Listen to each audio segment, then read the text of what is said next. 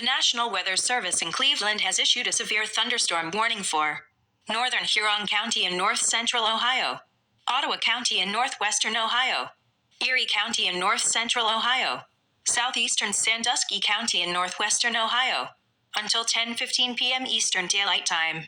At 9:17 p.m. Eastern Daylight Time, a severe thunderstorm was located over Bellevue, or 11 miles southwest of Sandusky, moving east at 35 miles per hour. Hazard, 60 miles per hour wind gusts and quarter-size hail. Source, radar indicated. Impact, minor damage to vehicles is possible. Expect damage to trees and power lines.